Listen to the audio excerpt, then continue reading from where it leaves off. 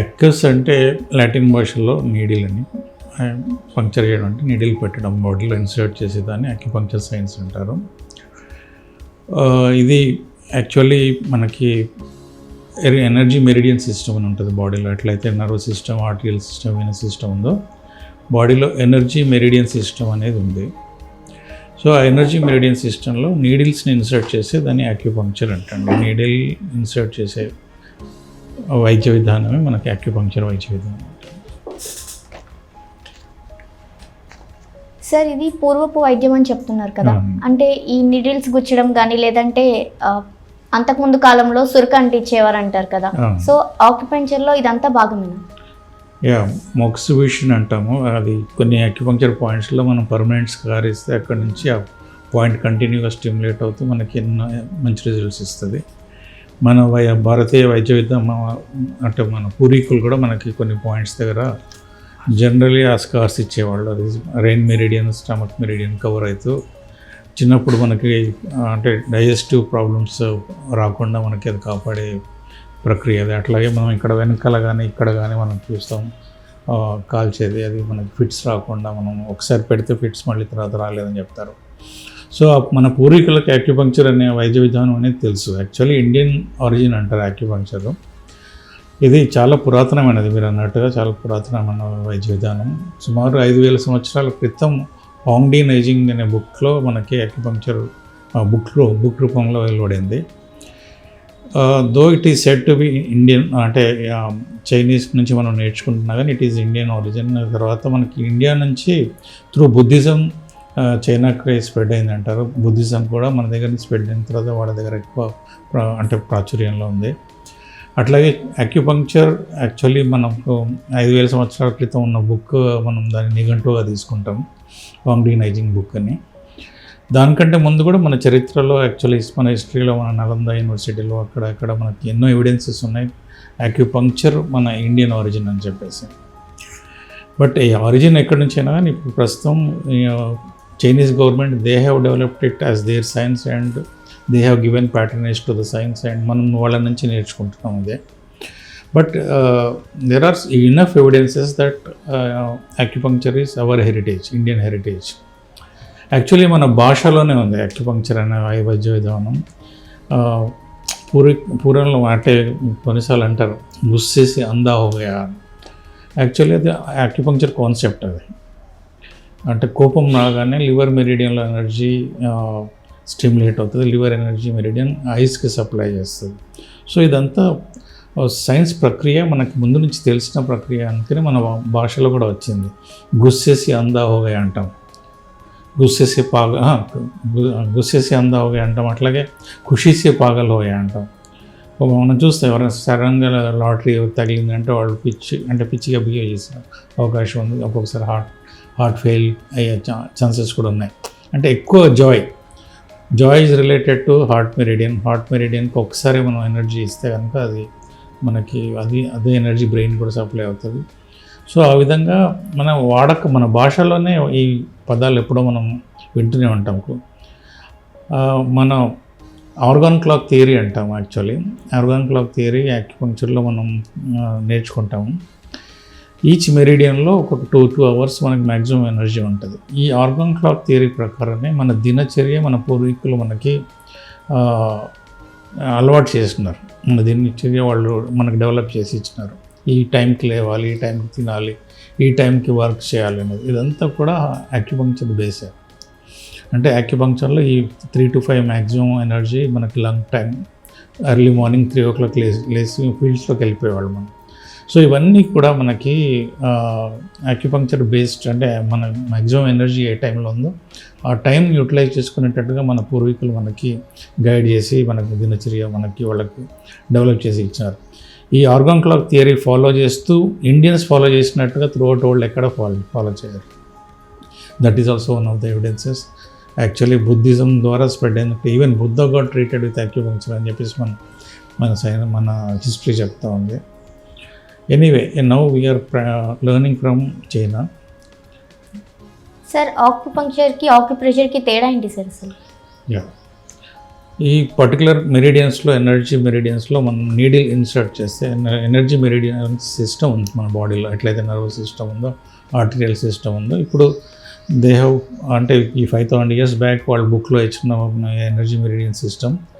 ఇప్పుడు మనం we have done lot of research. ఈ 5000 yearsగా రీసెర్చ్ జరుగుతూనే ఉంది యాక్యుపంక్చర్ మీద.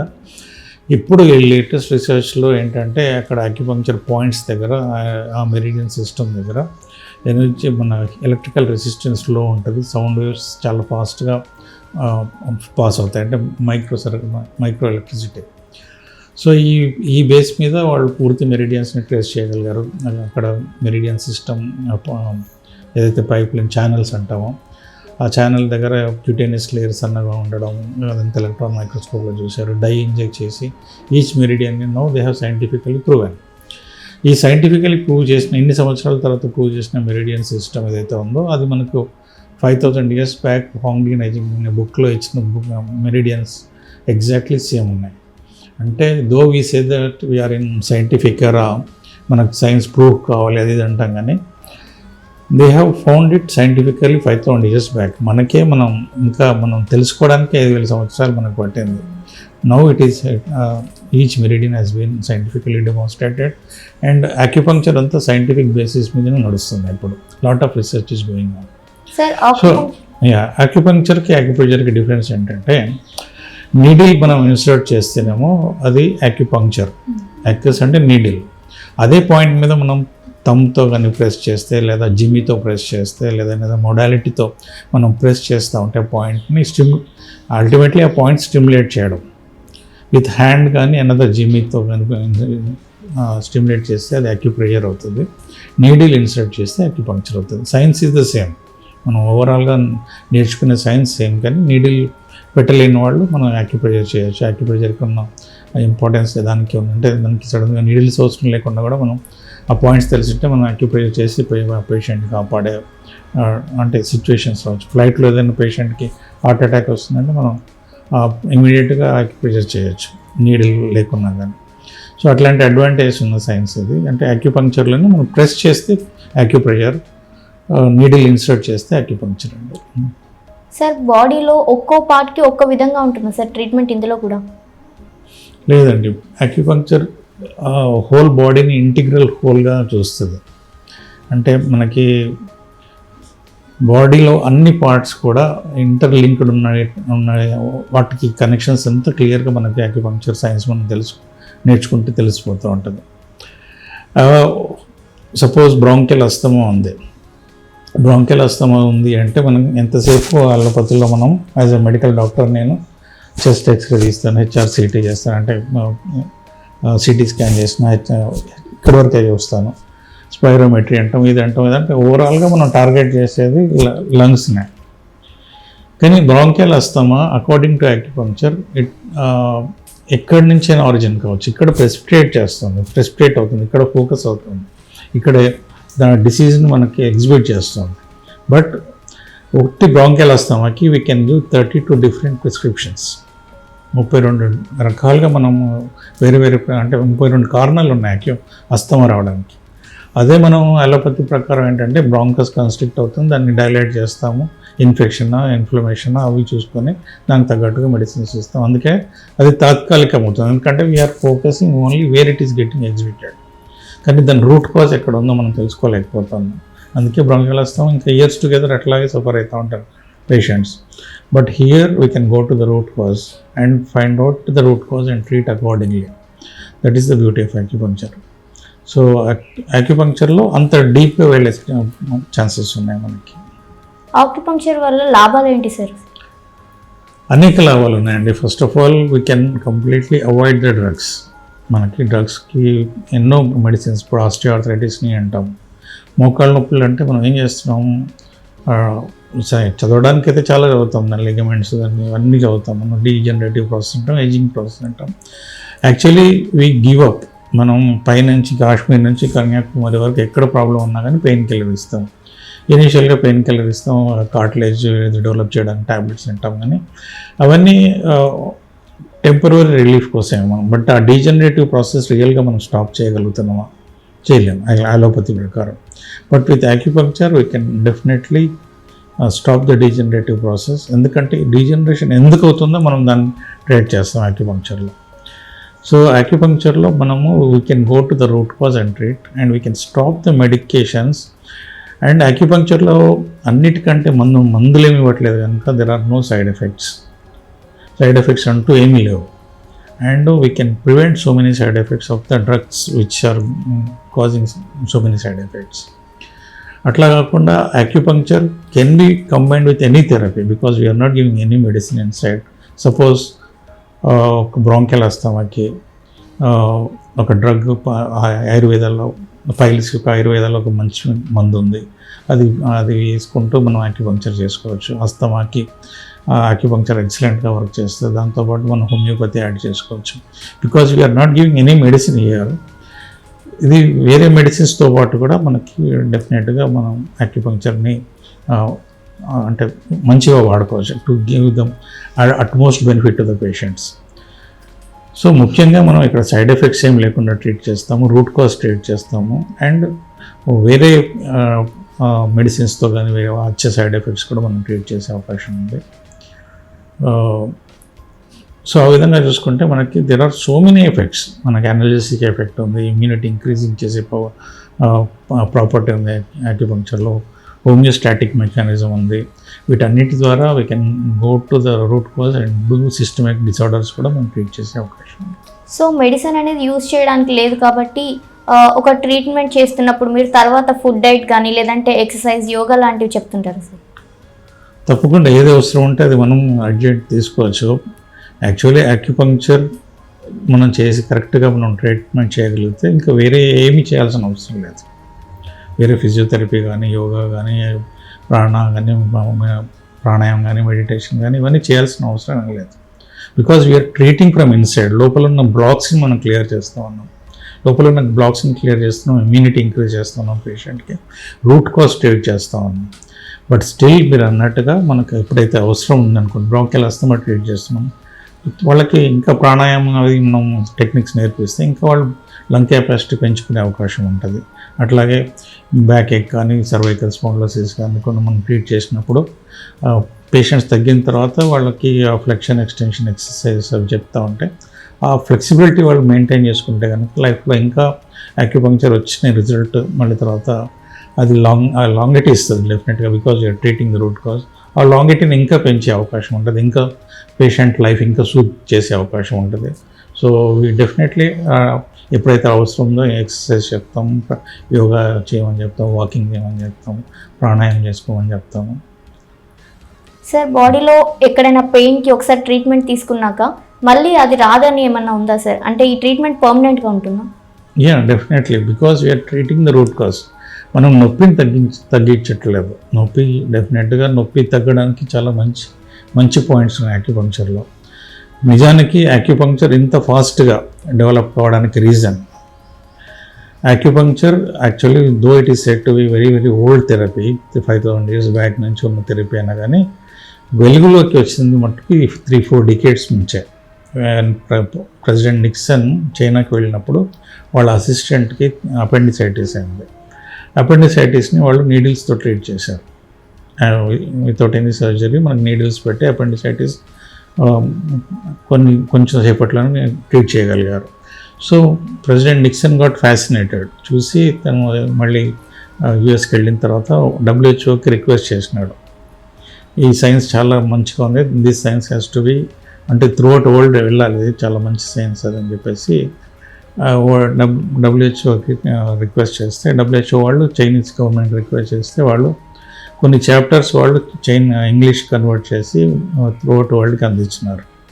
సో అప్పటి నుంచి ఆ 3-4 decades బ్యాక్ ప్రెసిడెంట్ నిక్సన్ వచ్చిన తర్వాత ఈ సైన్స్ బయటికి వచ్చింది. కాకపోతే ఇంకా ఒక డికేడ్ వరకు కూడా 2 బ్యారియర్స్ ఉండే. ఒకటి ఏంటంటే లాంగ్వేజ్ బ్యారియర్. చైనాకు పోయి ఎవరైనా నేర్చుకోవాలంటే వాళ్ళకి చైనీస్ లాంగ్వేజ్ తప్పితే ఇంగ్లీష్లో మాట్లాడేది కూడా చాలా తక్కువ ఉండేది అప్పట్లో, way back 3-4 decades back. Secondly ఏంటంటే అది కమ్యూనిస్ట్ కంట్రీ. సో ఎంట్రీ కానీ అన్ని రోజులు ఉండడానికి కానీ ఎవరికైనా కానీ చాలా ఇబ్బంది పడేవాళ్ళు.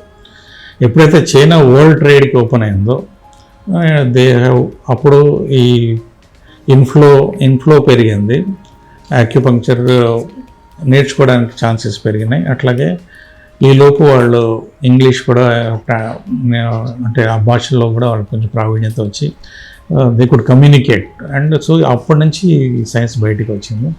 With in this 3 to 4 decades, this science has become the second largest therapy being practiced in the world. Acupuncture is the second largest therapy being practiced in the world. అంటే ఇప్పటికీ మనకి అలోపతి తర్వాత ఏదైనా ఆల్టర్నేటివ్ థెరపీ ప్రాచుర్యంలో ఉంది throughout world. More than 130 countries they are practising acupuncture.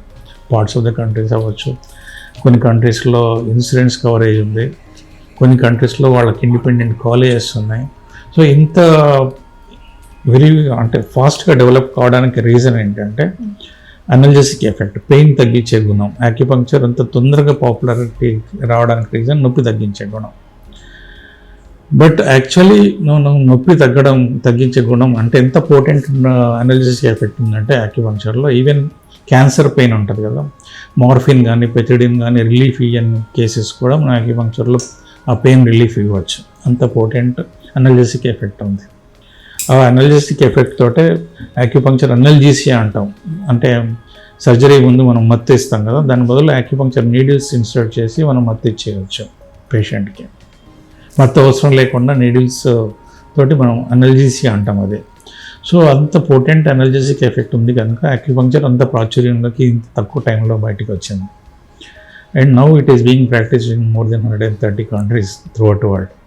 So ఇంత మనకి ఈ నొప్పి తగ్గించే గుణం ఉంది కనుక మనకి ఊరికే మీరు అన్నట్టుగా పెయిన్ తగ్గించడానికే అసలు యాక్చువల్లీ నేను పర్సనల్గా యాజ్ అన్ అలోపతి డాక్టర్ మేము చేసేది ఏంటి, అలోపతిలో మోకాళ్ళ నొప్పులు ఉంటే నొప్పికి పోలిస్తాం, తలనొప్పి ఉందంటే పెయిన్ కిల్లర్ వేస్తాం.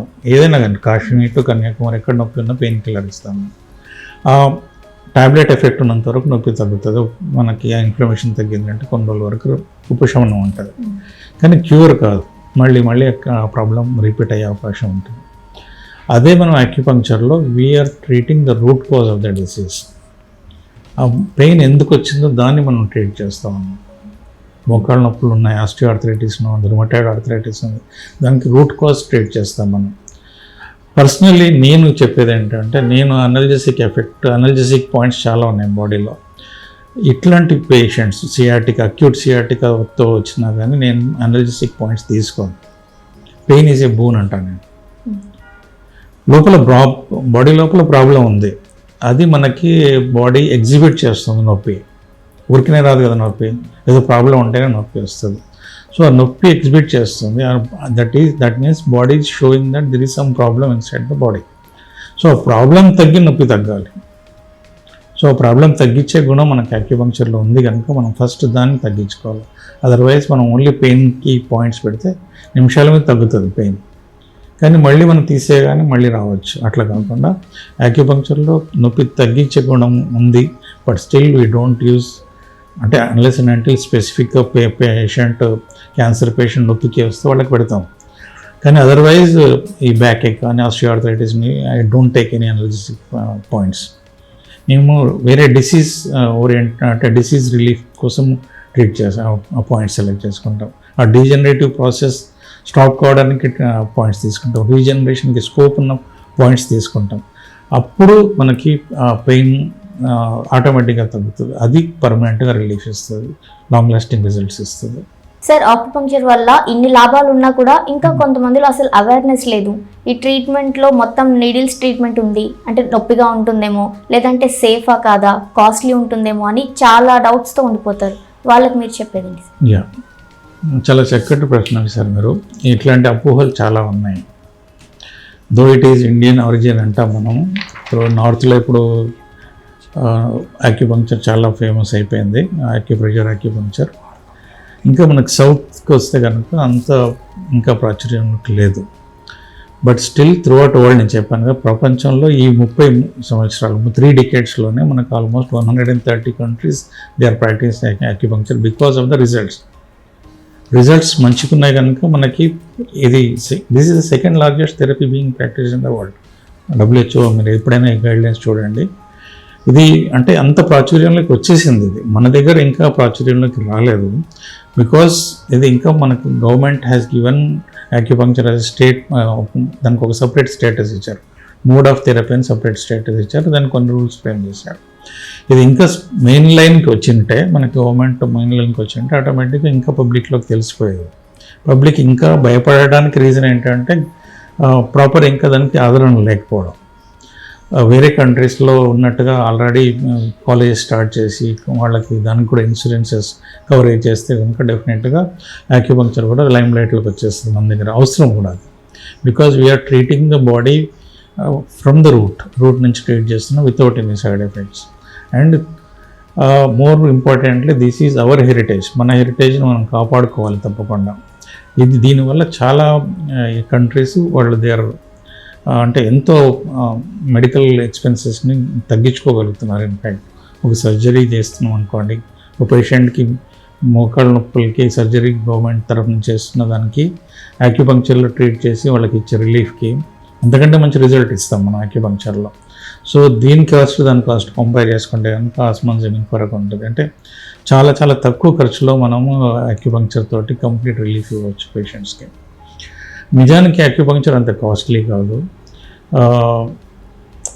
ట్రీట్మెంట్ చాలా ఎఫెక్టివ్ ట్రీట్మెంట్. ఇది చాలా మనం రూట్ కాస్ట్ ట్రీట్ చేస్తాం కనుక, లాంగ్ లాస్ట్ రిజల్ట్స్ ఇస్తాం కనుక మనకి చాలా చక్కటి రిజల్ట్స్ ఇవ్వగలుగుతాం కనుక, కంపేర్ చేసుకుంటే కనుక చాలా చాలా మనం తక్కువ ఖర్చులోనే పేషెంట్కి మంచి రిజల్ట్స్ ఇచ్చే అవకాశం ఉంది.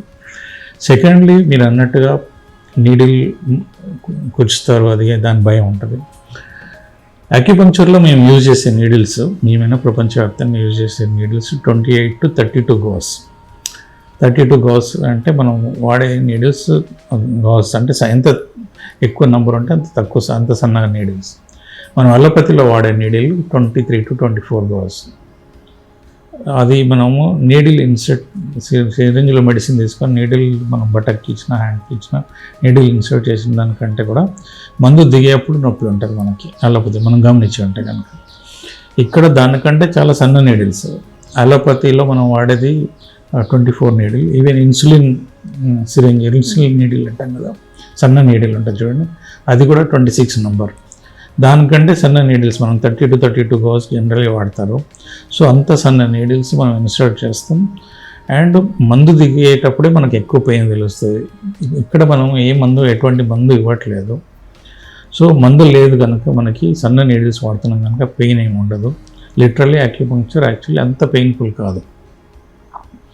Moreover the technique with which we insert, మనం మంచిగా మనం ఒక స్కిన్ దగ్గర పెట్టి పొడిస్తే పెయిన్ తెలుస్తుంది, ఎవరికైనా టైట్ చేస్తారు, అది తెలిసే లోపలికి వెళ్ళిపోతుంది. మేము సపోజ్ ఒక పేషెంట్కి ఒక 20 నీడిల్స్ పెడుతున్నాం అనుకోండి, దాంట్లో ఒకటో నీడిల్ దగ్గర 2-3 దగ్గర వాళ్ళకి ఏదో చీము కుట్టినంత పెయిన్ ఉంటుంది, మిగతాది అంతా వాళ్ళకి తెలియకుండానే లోపలికి వెళ్ళిపోతాయండి. సో యాక్యుపంక్చర్ పెయిన్ఫుల్ ఏం కాదు, because we are not giving any medicine inside. Medicine push చేయట్లేదు, నీడిల్స్ చాలా సన్న నీడిల్స్ వాడతాం. The technique with which we use, needle ఆ స్కిన్ టచ్కి అయ్యే లోపలికి వెళ్ళిపోతుంది, చాలా షార్ప్ నీడిల్స్ ఉంటాయి. సో మీరు అన్నట్టుగా ఈ అపోహలు అయితే ఉన్నాయి, కానీ మనం దాంట్లోకి ఒక్కసారి లైఫ్లో ఎప్పుడు ఇంజెక్షన్ తీసుకున్న పేషెంట్స్ కూడా ఒక్కసారి యాక్యుపంక్చర్ ట్రీట్మెంట్ తీసుకున్న తర్వాత ఓహో ఇంతేనా, వీ కెన్ ఈజీలీ టేక్ అనే ఫీలింగ్ వచ్చేస్తుంది. తీసుకునే వరకే భయం, అపోహ.